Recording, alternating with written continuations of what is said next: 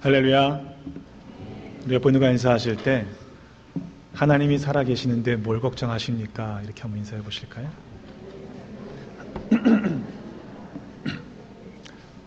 하나님의 크신 능력과 또 공급해 주시는 은혜가 여러분의 삶에 더 풍성히 넘쳐나시기를 주님의 이름으로 축원합니다. 청년부 주간 예배로 3부 예배를 드리고 있습니다. 이 시대에 청년으로 살아간다고 하는 것이 그리 쉬운 일은 아니라 생각하기에 오늘 말씀을 준비하면서 청년들을 마음에 품고 말씀을 준비했습니다. 더불어 교회력으로 오늘은 새해가 시작되는 대강절 첫 주일입니다. 강림절, 대림절 이렇게 말씀하고 있는 것이 다 같은 의미이죠. 예수 그리스도의 탄생을 준비하고 기다리는 절기인 대강절, 이 절기는 예수 그리스도의 초림을 기다리는 것뿐만 아니라 다시 오실 주님, 재림하실 주님을 기다리며 영적으로 준비하는 기간이기도 합니다. 때문에 우리 모두가 영적으로 새해를 맞으며 어떠한 준비를 해야 할지를 말씀을 통해서 생각해 보려고 합니다. 이런 속담이 있죠. 일찍 일어나는 새가 벌레를 잡는다. 남들보다 성실하고 부지런하게 일하면 그러면 그에 따르는 좋은 결과가 있다라는 그런 뜻이 될 것입니다. 하지만 요즘 시대가 그렇지 않습니다. 한국의 경우를 보면 유치원부터 경쟁을 해야 합니다. 좋은 영어 학원에 보내기 위해서 그 영어 학원에 보내기 위한 준비 입시 학원이 있답니다. 초등학생이 고등학교 수학 과정을 미리 풀어야 하는 교육이 정상이라고 볼 수는 없겠죠. 그렇게 아무리 공부를 열심히 잘해서 좋은 대학에 들어간다고 해도 또 졸업을 한다고 해도 취업하는 것은 하늘의 별 따기입니다. 안정적인 대기업에 취직하기도 어렵거니와 대부분 임시직이지 정직원이 되는 것 또한 상당한 많은 시간을 기다려야만 될 수 있지요. 게다가 정직원이 된다고 해도 정년이 보장되는 것이 아닙니다. 한창 일해야 하는 40대의 은퇴를 걱정해야 하는 그런 상황이 지금 대한민국의 상황이죠. 그래서 요즘은 속담이 바뀌었답니다. 일찍 일어나는 새가 피곤하다. 이런 시대를 살아가는 청년들에게 무슨 말을 해줄 수 있을까요? 뭔가 희망찬 그런 말을 해주고 싶은데 현실은 그렇지가 않기 때문입니다. 더군다나 미래가 불확실하죠. 한치 앞을 내다볼 수 없는 상황이다 보니 늘 불안하고 염려가 많을 수밖에 없습니다. 그런데 이런 고민은요, 오늘 이 시대를 살아가는 젊은이들만 그런 것이 실은 아닙니다. 여러분들의 부모님의 세대도 그랬고요. 오늘 말씀해 보면 예수님의 시대에도 그런 고민들을 하고 살았어요. 그 말은 우리가 알지 못하는 앞의 일에 대해서 염려하고 근심하는 것, 이것은 이 시대에만의 문제가 아니라 우리 인생 모두가 경험하게 되는 삶에 대한 공통적인 문제다라는 이야기입니다. 오늘 26절의 말씀을 보면 공중의 새를 봐라. 심지도 않고 거두지도 않고 창고에 모아들이지도 아니하되 너희 하늘 아버지께서 기르시나니 너희는 이것들보다 귀하지 아니하냐? 예수의 말씀을 한마디로 정리해 보면요, 너희가 새냐? 이렇게 질문하시는 거예요. 새는 일찍 일어나야 벌레 한 마리라도 더 잡아먹을 수가 있죠. 하지만 새는 일어나서요, 오늘 내가 과연 몇 마리의 벌레를 잡아먹을 수 있을까 염려하지 않습니다. 그냥 눈에 보이는 것 본능적으로 잡아먹으면 되는 거죠. 이렇게 말씀을 드리면 반문할 수가 있죠. 새가 아니니까 걱정하지, 그렇죠? 하지만 예수님은 이렇게 질문하고 계시는 거예요. 새도 안 하는 걱정을 왜 하고 있니? 바꿔 말하면 왜 쓸데없는 걱정을 하며 살아가니? 하나님께서 새도 기르시고 먹이신단다. 너희가 새보다 지금 못하다고 생각하는 거니? 새만 기르시는 것이 아니지요. 들의 백합화가 어떻게 자라는가 생각해 보라고 하셨습니다. 이 꽃이 솔로몬의 모든 영광으로 입은 것보다 낫지 않더냐?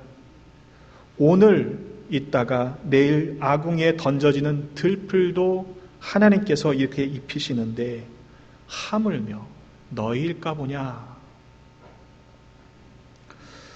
작년 이맘때였을 것입니다. 큰아이가 대학 진학 서류를 준비하면서 아빠의 재정 능력 상태를 드디어 파악했습니다. 어릴 때부터 애를 세뇌를 시켜서요. 미국에서는 공부할 의지만 있으면 다 공부할 수 있는 길이 있다. 장학금을 받거나 아니면 론을 받으면 된다. 뭐 이렇게 어렸을 때부터 세뇌를 시켰습니다. 근데 서류를 작성하다 보니까 아빠가 이게 심상치가 않은 거죠. 하루는 그러는 겁니다. 아빠, 학비는 장학금을 받는다고 해도 밥은 어떻게 먹어? 그러는 거예요. 큰아이의 눈에는 아빠의 능력이 그렇게 부족하게 보였던 모양입니다. 제가 웃으면서 그랬습니다. 야, 아빠가 네 밥 먹일 정도는 된다. 뭘 걱정하냐? 이렇게 큰 소리를 쳐놓고 마음이 상하는 겁니다. 게다가 은근히 걱정되기 시작했습니다. 정말 내가 얘를 대학을 보낼 능력은 되나? 밥값 낼 능력은 되나? 하는 그 일에 자꾸 마음이 쓰이는 것입니다. 여러분, 목사도요, 그런 생각이 들 때가 있습니다. 그런 제가 못나 보이셨는지 얼마 지나지 않아서 기숙사비와 밥값까지 해결해 주셨지요. 학교에서 그렇게 지원을 받는 은혜를 입었습니다. 근데 지나놓고 보니까요, 그 불과 몇 주 안 되는 사이에 제가 쓸데없는 걱정을 하고 살았더라고요. 우리 모습이 그렇지 않습니까? 너무 앞서서 생각하니까 걱정이 되는 거예요. 아직 일어나지 않은 일들입니다. 그렇다고 내가 어떤 일을 어떻게 할 수 있는 것도 실은 아닙니다. 그런데 걱정하고 염려가 되어서 마음이 상할 때가 얼마나 많이 있습니까? 그런데 돌아보면 모두가 다 채워져 있지 않던가요? 전에는 그렇게 밤잠 못 이루며 걱정하던 일들이 지금 돌아보니까 더 이상 걱정할 필요가 없는 일들이었더라고요. 우리가 너무 앞서서 생각하기 때문에 실은 걱정하는 것입니다. 염려가 되는 것이죠. 그러나 지나온 세월들을 돌아보면 모두가 은혜요, 감사하지 않을 수가 없는 것입니다. 때문에 괜시리 우리가 앞서서 걱정할 필요가 없는 것이지요. 왜냐하면 하나님께서 우리의 아버지가 되시기 때문이다 라고 오늘 성경은 말씀하고 있습니다. 제가 오늘 말씀을 준비하면서 떠올렸던 설교 제목은요, 저보다 조금 더 직설적이었습니다. 네가 새냐? 내가 애비다. 좀 더 친밀하게 와닿으시죠? 하나님이 우리한테 그렇게 말씀하시는 것 같아요. 뭘 그렇게 걱정하냐? 물론 이 땅의 아버지들은 모자랄 수 있습니다. 부족할 수 있죠. 하지만 우리 하나님 하늘 아버지는 부족하지 않으십니다. 모자람이 없으십니다. 여러분 믿으십니까? 우리에게 한없는 복을 주시기를 원하는 분이 우리 하나님 아버지이십니다. 그래서 주님 말씀하시는 거죠. 하물며 너일까 보냐 믿음이 작은 자들아. 바꿔 말하면 우리가 지금 걱정하고 염려하고 있는 문제들은 실은 믿음의 문제라는 것이에요. 그런데 그 믿음의 문제는 곧 하나님 아버지를 믿는 믿음이 부족해서 생기는 문제라는 것이죠. 아버지가 신통치 않아 보이니까 밥 걱정하는 거와 비슷한 것이죠. 근데 우리가 하나님을 그렇게 대해서야 되겠습니까? 무엇을 먹을까, 무엇을 마실까, 무엇을 입을까 염려하지 말라고 반복해서 말씀하셨습니다. 그냥 먹을 거, 입을 거, 마실 거 걱정하지 말아라 말씀하신 게 아니고요. 잘 들으시면 무엇을 먹을까, 무엇을 마실까, 무엇을 입을까 걱정하지 말라고 하셨어요. 그 말을 잘 생각해 보면요, 절대적으로 부족해서 걱정하는 것이 실은 아니라라는 그런 이야기입니다. 잘 따져보면 먹을거리가 많아서 걱정하는 거예요. 마실 것이 여러 종류이기 때문에 염려하는 겁니다. 입을 옷이 단벌인 사람은요, 뭘 입을까 고민하지 않습니다. 아마 어제 미리 옷을 준비하셔서 내일 뭘 입고 가지라고 고민하신 분들은요, 옷이 실은 여러 벌 가지고 계신 분들일 겁니다. 예전에는요, 자판기에 100원짜리 동전 하나만 딱 넣으면 그렇게 나오는 자판기 커피 한 잔만으로도 행복했던 때가 있습니다. 근데 요즘에 누가 자판기 커피를 마십니까? 커피 전문점에서 그것도 여러 가지 종류의 커피를 팔지요. 요즘엔요, 그거 고르는 게 고민이 돼요. 뭘 마실까? 종류가 너무너무 다양해요. 물을 따르는 방법에 따라서 맛이 달라진다고 합니다. 어느 원두를 써야 맛이 있는지를 골라야 하는 시대를 살고 있습니다. 없어서가 아니라 실은 너무 많아서 고민하는 시대를 우리는 살고 있다라는 이야기입니다. 때문에 좀 더 단순하게 살 필요가 있습니다. 왜냐하면 진리는 복잡하지 않기 때문에 그렇습니다. 우리 말씀대로 한번 심플하게 살아보십시다. 우리가 미리 걱정하기 때문에, 미리 염려하기 때문에 말씀대로 사는 것을 시작도 못하는 거죠. 그래서 인생이 점점 더 복잡해지는 경우들을 경험하게 되는 것이다 라고 저는 생각합니다. 감리교의 창시자인 존 웨슬리 목사님은 단벌 신사였습니다. 여러 벌의 옷이 없었어요. 그래서 늘 옷이 헤어질 정도로 남루한 옷을 입고 다니셨습니다. 그가 돈이 없었던 것도 아닙니다. 그는 옥스퍼드 출신의 엘리트였고요. 민간요법 의학서적을 썼는데 그게 베스트셀러가 되었고요. 상당한 재력을 가지고 있던 분이었습니다. 그런데 웨슬리는 헤어진 한 벌의 옷만을 입고 사셨던 분입니다. 주변의 사람들이 민망하잖아요. 좀 돈도 없는 것도 아닌데 좀 제대로 된 옷 좀 사 입고 다니쇼. 이렇게 얘기를 해도 이분은 그렇게 하시지 않았어요. 그 이유는 내게 주어진 풍요를 가난한 사람들을 구제하기 위해 쓰는 삶을 선택했기 때문입니다. 평생 그분은 그렇게 가난한 사람들을 구제하기 위해서 단벌 신사로 살았습니다. 그리고 말 위에서 복음을 전하는 삶을 살다가 하나님의 부르심을 받았습니다. 우리가 감리교인들이라고 한다면 최소한 존 웨슬리의 흉내를 내는 척이라도 해야 하는 것 아닌가 생각해 봅니다. 그렇다고 믿는 사람들은 먹지도 말고 마시지도 말고 입지도 말아라, 그렇게 말씀드리는 것이 결코 아니지요. 우리도 먹고 입고 마셔야 합니다. 하지만 그것을 구하며 그것만을 구하며 살아가는 사람들은 하나님 없이 살아가는 이방인들이다. 지금 그걸 지적하시는 것입니다. 하나님께서는요, 우리도 입어야 하고 마셔야 하고 그리고 먹어야 하는 것을 잘 알고 계십니다. 하지만 하나님을 믿는 사람들이라면 최소한 이방인들보다는 더 나아야 되지 않겠니? 이렇게 지금 묻고 계시는 것이죠. 가끔은요, 기름진 음식을 먹는 것도 잘 먹는 것도 좋습니다. 옷이 날개라고 하죠. 좋은 옷 입는 거 훨씬 더 보기가 좋기는 해요. 하지만 우리가 지금 잘 먹는 그 밥 한 끼의 값이 지금 이 땅, 이 지구상의 동시대를 살고 있는 어느 한 나라의 가정이 한 달 동안 생활하는 생활비보다 많다는 사실을 우리는 알아야 하지 않겠냐, 이 말입니다. 내가 수고하고 애써서 번 것을 내 마음대로 쓰겠다는데 당신이 무슨 상관이요? 할 수 있습니다. 맞는 말입니다. 내가 수고했기 때문에 얻은 것이니 마음대로 쓸 자격이 분명히 있습니다.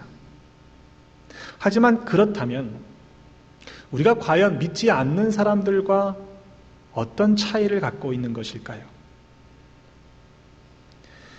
유엔 산하 국제연합 식량농업기구에 따르면 전 세계적으로 지금 8억 명이 기아에 시달리고 있으며 매일 2만 5천 명 이상이 기아로 사망하고 있다고 합니다.